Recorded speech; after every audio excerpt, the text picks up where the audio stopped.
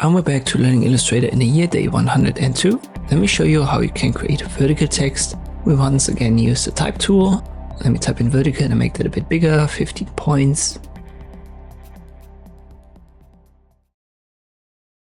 And when you hover over the edges, you can see that the cursor changes to this double arrow. And if you hold Shift, you can now rotate it 90 degrees and you can even flip it then. But there's also a vertical type tool where the letters are arranged differently. You can find that when you right click on the text toolbox. Let me type vertical in, and again it's 50 points, but it appears bigger due to the orientation. So the letters are now flipped 90 degrees and you can see that they're basically written from top to bottom and not left to right.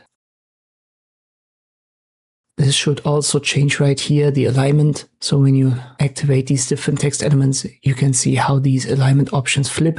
So with the regular type tool, you can only create horizontal text and then rotate it 90 degrees. But fully vertical text, where the individual letters are rotated 90 degrees, this can only be done using the vertical type tool here.